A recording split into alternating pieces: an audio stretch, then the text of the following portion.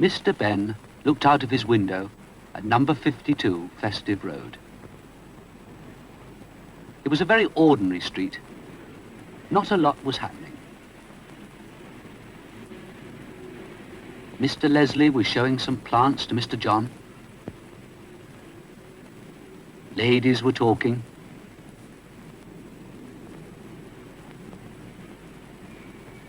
And young Vicky was being scolded for chasing a cat. Mr. Benn smiled and decided to go for a walk. He went in from the window and soon appeared at the front door wearing his hat and coat.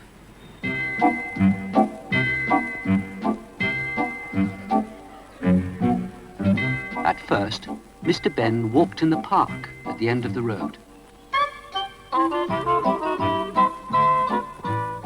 He sat for a while and watched the birds in the trees.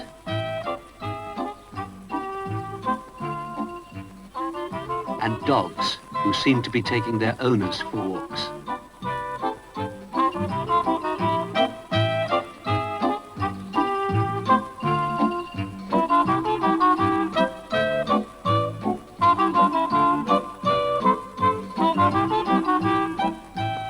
Next, he wandered among the shops.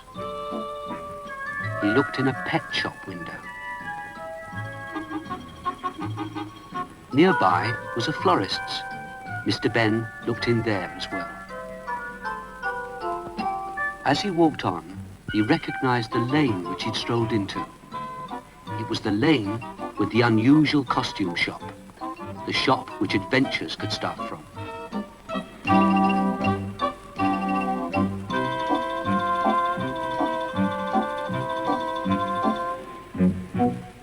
He stood outside for a moment and then went in. As if by magic, the shopkeeper appeared. "Good morning, sir. How good to see you again. Can I help you?" he asked. Mr. Benn looked around the shop. "Everything seems to have been animals and plants this morning," he said. "What's in keeping with that?" "How about this, sir?" asked the shopkeeper, and stepped over to a khaki-coloured outfit. "A hunter?" asked Mr. Benn. "Not a bad idea. May I see if it fits?" He looked at the door of the fitting room and wondered if another adventure would start from there. Mr. Benn took the outfit and went into the fitting room.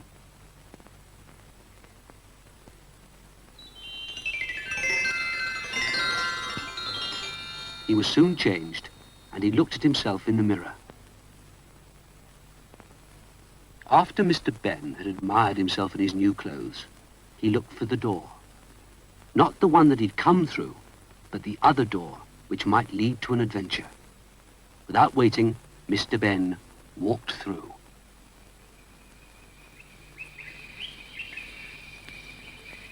Outside the door, Mr. Benn found himself in an open space in the jungle.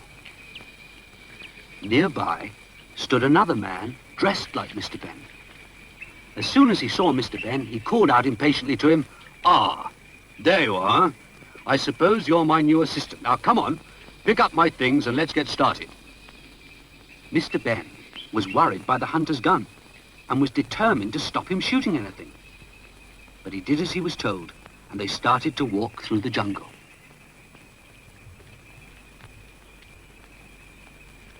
As they walked, Mr. Benn's new companion did all the talking.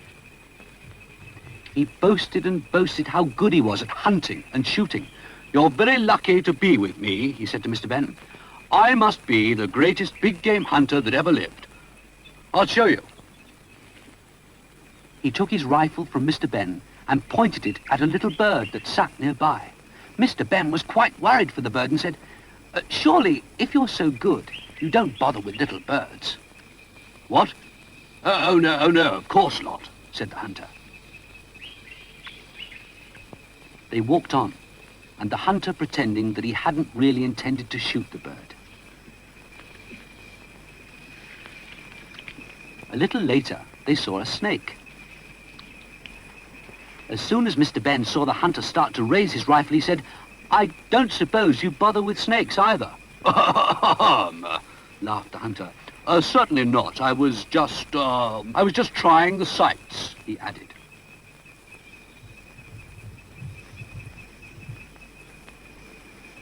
They walked on and came to a hill with a deer standing on it. "Now there is something to shoot," said the hunter. No, said Mr. Benn. "We'll find something larger in a minute." And he hurried the hunter away.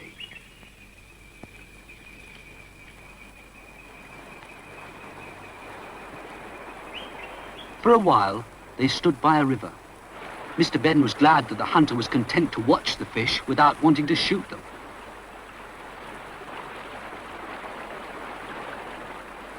Across the river, Mr. Benn saw a crocodile. "There's a crocodile over there, but let's wait for a larger animal," he said. The hunter never even started to raise his rifle. Next, it was a lion standing quietly outside its cave. "Not large enough," said Mr. Benn, and they left the lion in peace.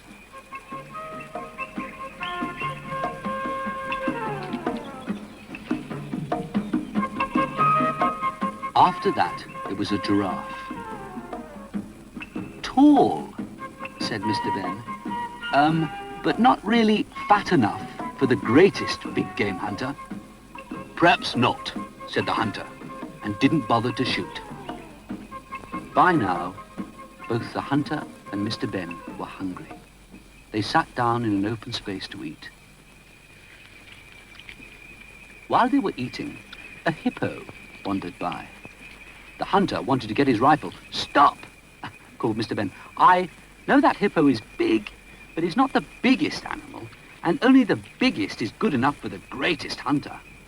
"Right," said the hunter, and they finished their lunch. The hunter wanted a little nap after lunch, and while he slept, Mr. Benn decided to have a stroll.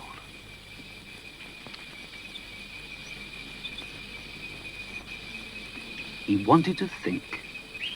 So far, he'd saved the animals, but how would it all end?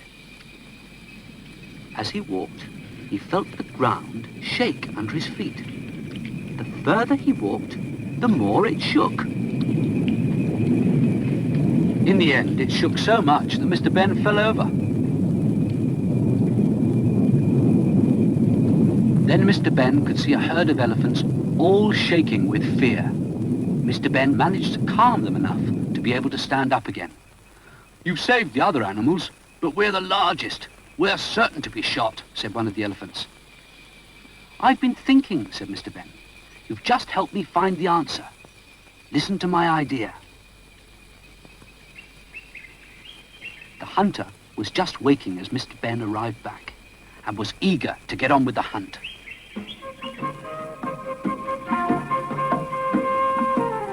Mr. Benn led the way, and they marched deeper and deeper into the jungle. Mr. Benn pretending all the time to search for animals as he went.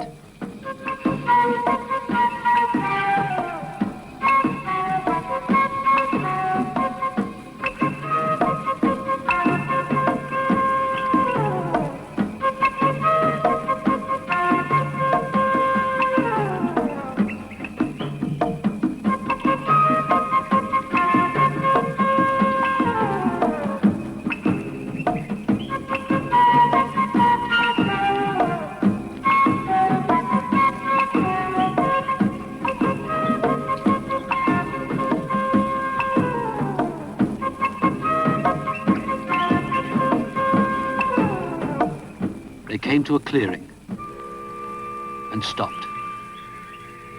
There stood the whole herd of elephants. "Just the thing," said Mr. Benn. "The largest animals for the greatest big game hunter. The hunter was delighted and raised his rifle, ready to shoot. At that moment, Mr. Benn sat down. That was the signal for the elephants. They jumped up and down for all they were worth.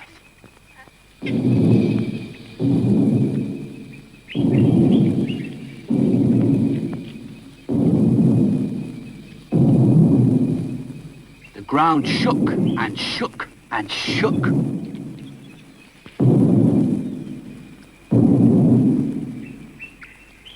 The hunter didn't have a chance. Every shot he fired went into the ground or into the air. Eventually, all his shots were fired, and the elephants, untouched, walked quietly away.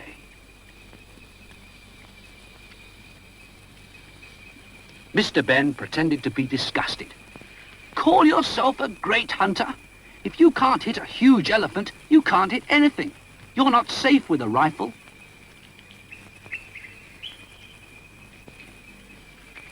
Then more kindly he said, why don't you sell the rifle and buy a camera? At least if you missed, you'd still get a picture of something. Mr. Benn and the hunter returned to the hunter's camp.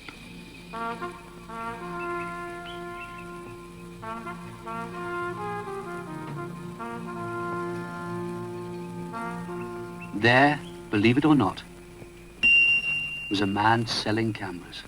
Mr. Benn smiled. He thought he recognized the salesman. Put the things in the tent and help us choose a camera, Mr. Benn was told.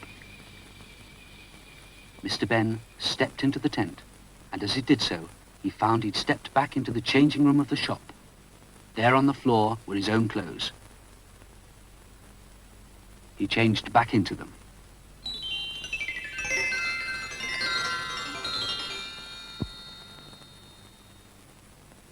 Mr. Benn went back into the shop and returned the hunter's outfit. I never did help choose a camera, he said. No, but judging by this, he chose well, sir, said the shopkeeper. And he gave Mr. Benn a photograph. May I keep it? Asked Mr. Benn. Certainly, said the shopkeeper. As Mr. Benn left the shop, he turned and said, thank you. I'll be back to see you again soon.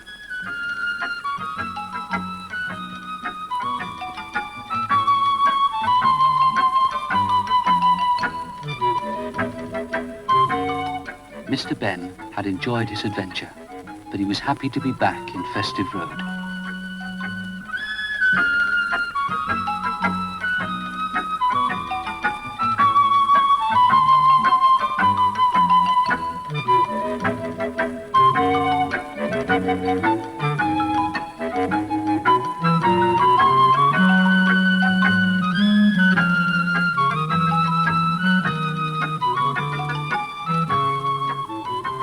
At his gate, he smiled as he pulled out the photograph and looked at it.